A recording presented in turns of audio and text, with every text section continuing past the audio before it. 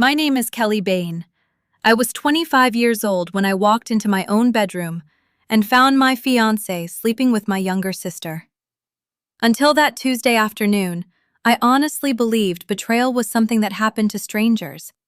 It belonged in Reddit confession threads, true crime documentaries, or whispered conversations between people whose families had always been dysfunctional. My family wasn't perfect, but from the outside, we looked like every other middle-class family in Colorado. We had backyard barbecues every summer, Christmas traditions that never changed, and neighbors who always described us as such a close family. Looking back now, I realize appearances can be the cruelest lies. My younger sister, Megan Bain, was 24, only a year younger than me, yet our mother had been treating us like we lived under two completely different sets of rules since childhood. Megan was the golden child. She could make mistake after mistake, and somehow, Mom would twist every disaster into proof that she was simply finding herself. Meanwhile, I learned early that love in our house had to be earned. At 16, while most of my friends were enjoying summer break, I worked construction with my uncle. I hauled lumber, mixed concrete, and came home covered in dust every evening. The work was exhausting, but I liked it. There was something satisfying about watching an empty lot slowly become a building. Hard work produced visible results. People depended on you to show up. Megan spent those same summers sleeping until noon, smoking weed in the basement, and talking endlessly about becoming a famous content creator. Every few months, she announced a brand new dream: music, photography, acting, YouTube, podcasting. None of them lasted longer than a season. "She's creative," Mom always said whenever Dad questioned her. "Creative people can't be forced into normal lives." If I came home too tired to wash dishes after a 12-hour shift, Mom would lecture me about responsibility. If Megan forgot to clean her room for 2 weeks, Mom quietly did it herself because she's under a lot of emotional pressure. Dad noticed the favoritism, but he rarely challenged it. He wasn't cruel. He was simply quiet. Too quiet. Sometimes he'd invite me into the garage to help repair an old truck or rebuild a carburetor. Those afternoons became my escape. We rarely talked about Mom or Megan. We focused on engines because engines made sense. If something broke, there was always a reason. You found it, fixed it, and moved forward. People weren't nearly that simple. My younger brother, Ethan, was 22 and the smartest person in the family.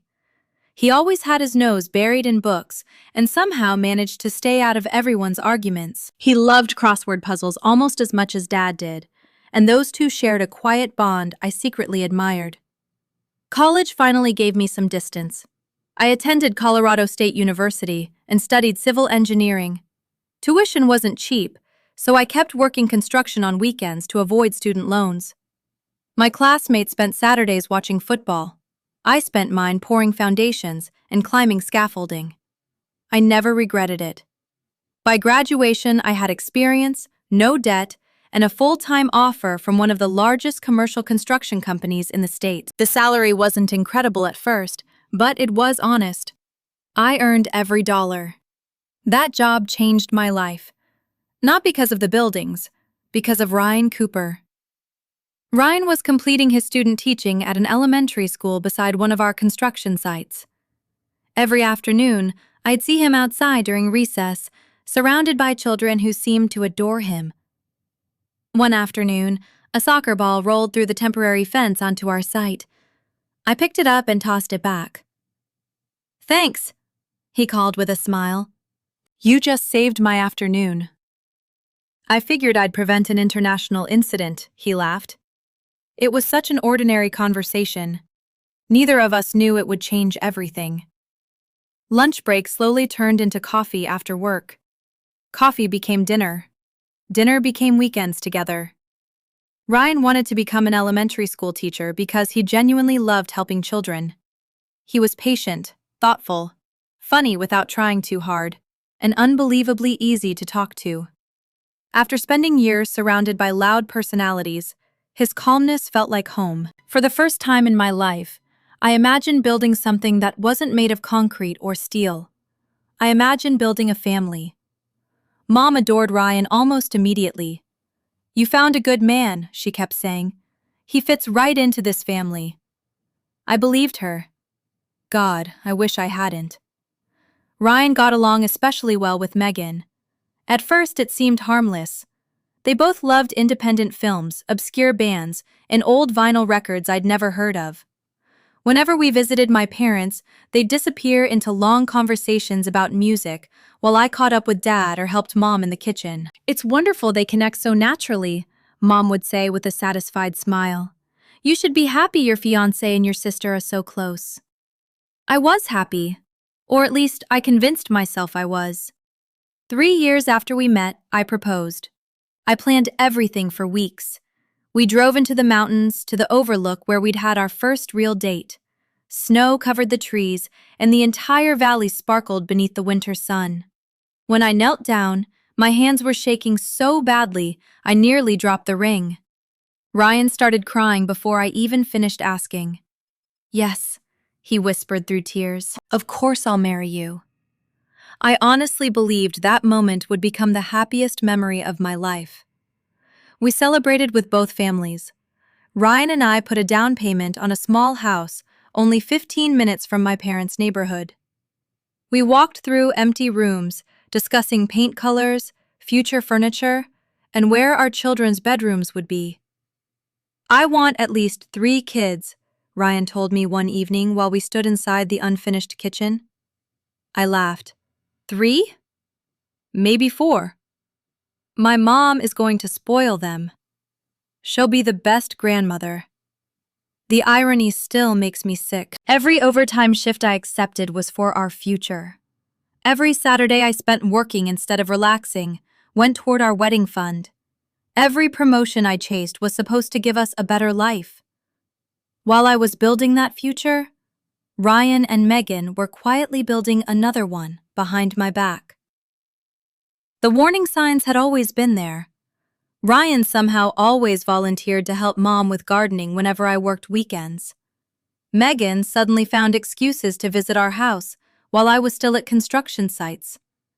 They shared inside jokes that stopped the moment I entered the room. 1 month before everything fell apart, we were eating dinner at my parents' house when Ryan started telling a story about one of his students. Halfway through the sentence, Megan finished it. Perfectly. They both laughed without even looking at each other. Across the table, Dad glanced at Ethan. Ethan looked away. Mom smiled. Not a normal smile, a satisfied one. At the time, I barely noticed. Now I realize everyone at that table understood something I refused to see. Everything collapsed on a Tuesday afternoon in April. Our construction crew was supposed to pour the foundation for a new office building, but the concrete supplier delayed the shipment. My superintendent sent everyone home early because there was nothing left to do. Instead of staying for paperwork, I decided to surprise Ryan with lunch. He'd been teasing me for weeks that I worked too much. I thought he'd be happy. When I pulled into our driveway just after 1 o'clock, I noticed Megan's old Jeep. It didn't immediately concern me. She was supposed to be working at the music store, but I assumed she'd stopped by for lunch. The front door wasn't locked. Soft music floated down from upstairs. John Legend, All of Me, our engagement song. I climbed the first step.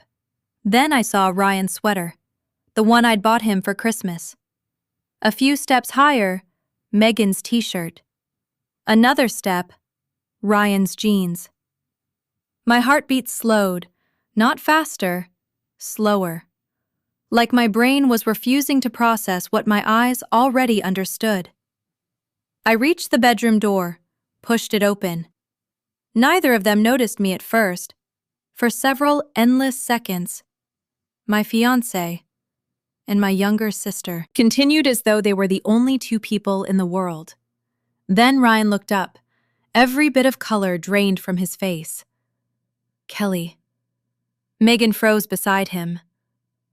Oh, God. I didn't scream. I didn't cry. I didn't throw anything. I simply turned around, walked downstairs, climbed into my truck, and sat there staring through the windshield while my entire future collapsed behind me. An hour later, Ryan finally came outside. His eyes were red. "So was mine," he said quietly. "I never meant for you to find out like this." I looked directly at him. "How long?" He opened his mouth, closed it again. "Kelly." "How long?" His shoulders collapsed. 2 years. 2 years. Since shortly after I started working every weekend to save for the engagement ring now sitting on his finger. Everything suddenly made sense. Every overtime shift, every late-night grading session, every gardening weekend at my parents' house, every smile my mother gave whenever Ryan and Megan sat together. It hadn't been coincidence. It had been happening right in front of me, and the people I trusted most had been helping them hide it. The first thing I did after Ryan left was drive to the nearest hardware store. I don't even remember walking through the aisles. I just remember staring at rows of deadbolts until an older employee asked if I needed help. "I need new locks." He smiled politely. "Moving into a new place?" I looked down at the engagement ring still on my finger. "No. I'm trying to keep people out." When I got home, Ryan was gone. Most of his clothes had disappeared from the closet. His toothbrush was gone. His laptop charger was missing. On the kitchen counter sat 5 handwritten pages. I folded them without reading a single sentence. Some explanations don't deserve an audience. I spent the rest of the afternoon replacing every lock in the house. Each click of the screwdriver felt strangely calming. It was the only thing that still made sense. The next morning, my younger brother Ethan showed up carrying 2 pizzas. He didn't ask permission before coming inside. He simply set the boxes on the kitchen floor because Ryan had taken most of our furniture, including the couch I'd spent months saving for. Neither of us spoke for several minutes. Finally, he sighed. "Kelly." "I'm fine." "No, you're not." "I will be." He nodded slowly. Then his expression changed. "There's something you need to know." My stomach tightened. "What?" He rubbed his forehead. "Ryan didn't go home after you caught them." I waited. "He went straight to Mom." A cold feeling spread through my chest. "And?" "Mom hugged him." I stared at him. "She made him dinner." The room became painfully quiet. "What are you talking about?" Megan showed up about 30 minutes later. He couldn't even look me in the eyes anymore. They both stayed. I felt my heartbeat pounding inside my ears. "What did Mom say?" Ethan swallowed hard. "She said, maybe everything happens for a reason." For several seconds, I honestly thought I'd misheard him. "You're lying." I wish I was. "No." "Kelly." "No!" He finally met my eyes. "Mom has known for months." Everything inside me stopped. Months. Not days. Not weeks. Months. I slowly sat down on the bare living room floor. "How?" "I overheard her talking to Megan one night." "What did she say?" Ethan hesitated. Then he whispered the sentence that permanently destroyed my relationship with our mother. She said Ryan had always been better suited for Megan. Over the following week, reality became uglier every single day. Ryan emailed me asking if we could divide our belongings maturely. I replied with one sentence: "Take whatever you want." He did. The dining table, the television, half the kitchen appliances, even the sofa we'd chosen together. The empty house echoed every time I walked through it. Sometimes I caught myself expecting to hear Ryan humming while making coffee. Instead, there was silence. Then my mother began calling. At first, I ignored every voicemail. Eventually, curiosity won. "Kelly, sweetheart." Her voice sounded calm, almost cheerful. "You've had time to process everything now." Process, as though betrayal required paperwork. "I know you're hurting, but love isn't always simple." I deleted the message before it ended. The next day, another voicemail arrived. "Ryan never meant to hurt you." Delete. Then another.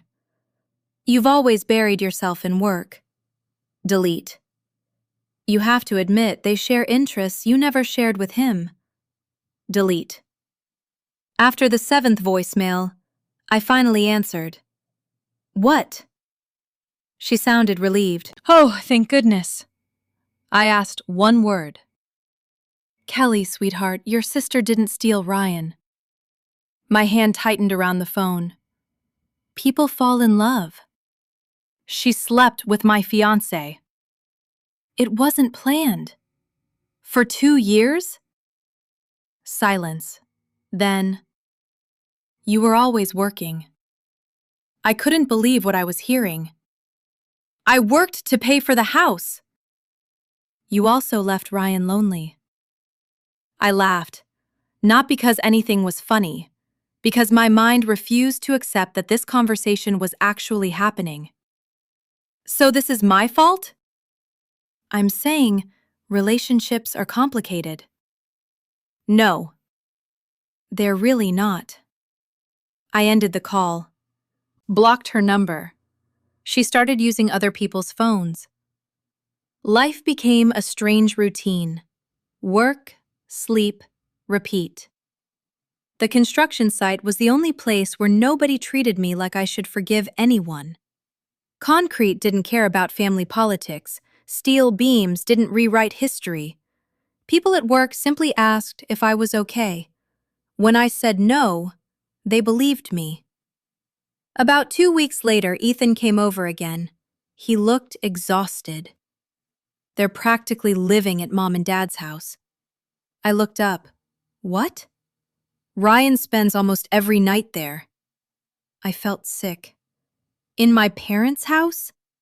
He nodded. "In your old bedroom." My chest tightened. "My room?" "Mom said it was easier." "Easier?" "So they wouldn't have to keep driving back and forth." I closed my eyes.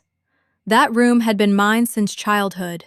I'd studied there, dreamed there, planned my future there.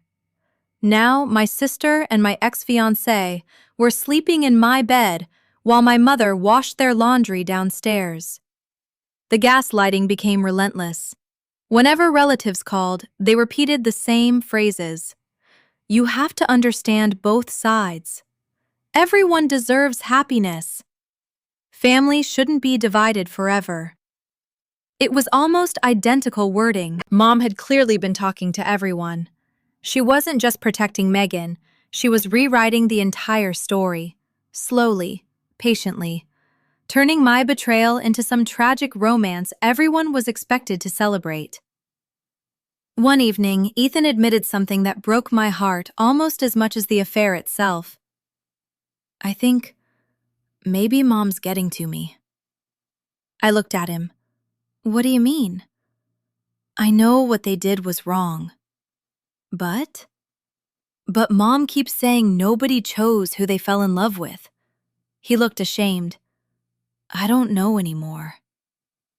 That was the moment I realized I couldn't stay. If even Ethan, the one person who had defended me, was beginning to doubt reality, then eventually everyone would, including me.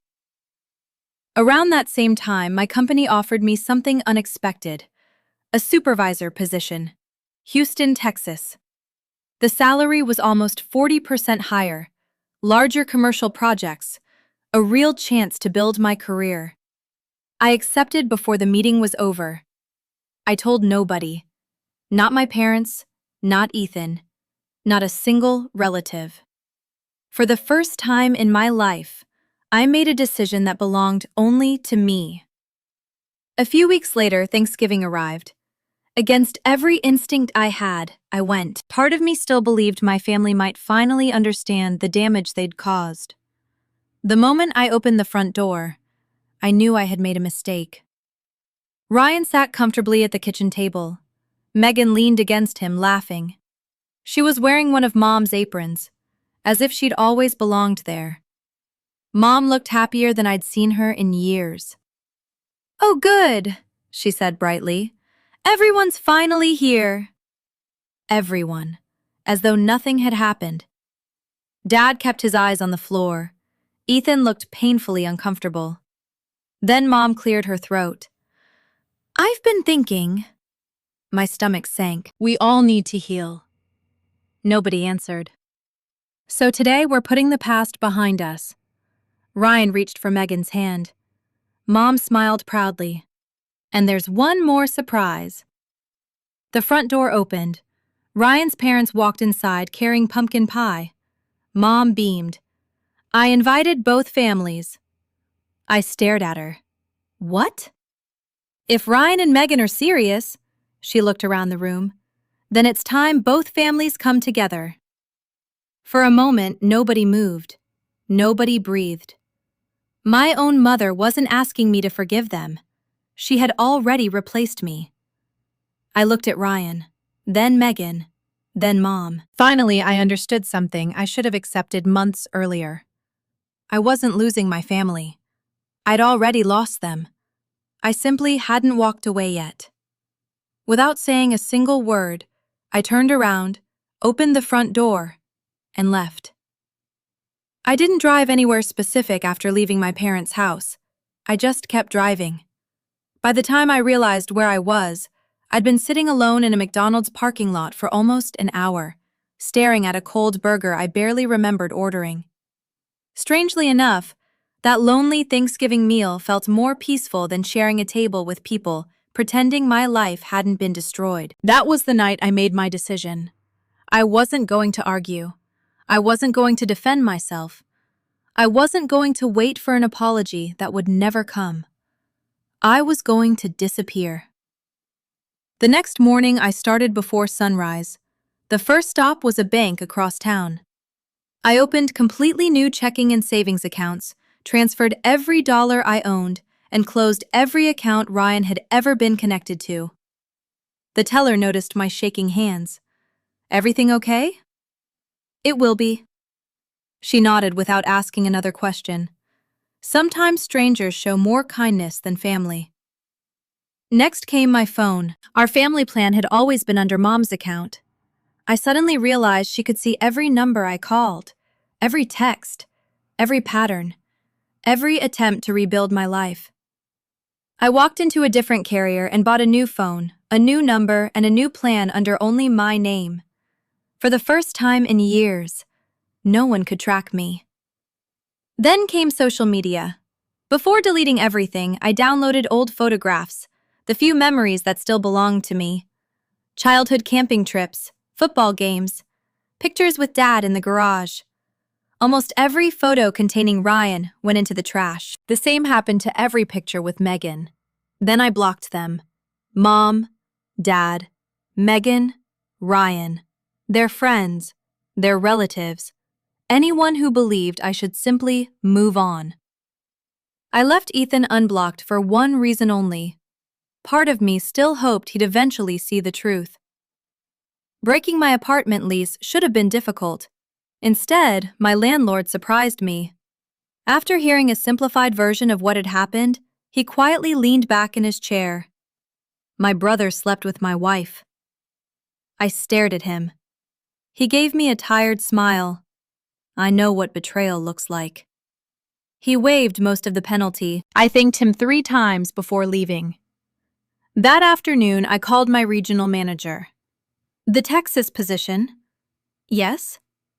"I'd like to start immediately." He sounded thrilled. "We were hoping you'd say that." Within hours, I had signed electronic paperwork for an apartment in Houston. Everything happened so quickly that it almost felt unreal. My old life had taken years to build. My new one began in less than a week. I packed every evening after work. Anything Ryan and I had bought together stayed behind.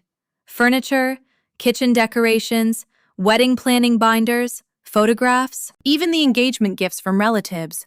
I wanted none of it. The only things I loaded into the moving truck were the pieces of my life that had existed before Ryan entered it. My tools, my books, Dad's old socket set, the framed photo of Ethan and me fishing when we were children.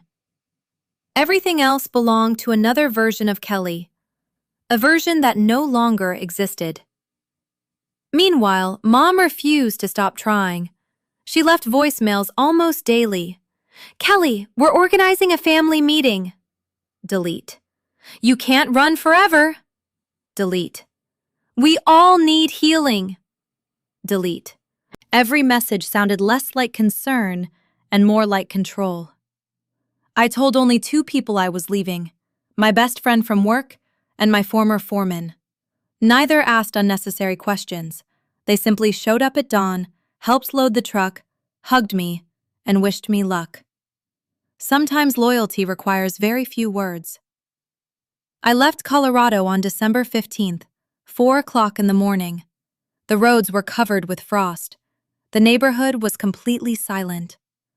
I looked once in the rearview mirror, not because I was having second thoughts, because I wanted to remember exactly what I was leaving behind. Then I drove south. Around lunchtime, my phone exploded with missed calls. Unknown numbers, old classmates, second cousins, even neighbors. Apparently, Mom had gone to my apartment and discovered it completely empty. She had immediately started calling everyone she knew. "My daughter disappeared. I'm terrified. I don't know what happened." By evening, I received a message request from an unfamiliar Instagram account. It was Mom. She had created a new profile after I blocked her original one. "Why would you leave without telling us? We're your family. Please come home for Christmas. We can fix this together." I stared at the screen for nearly 5 minutes. Then I typed exactly one reply.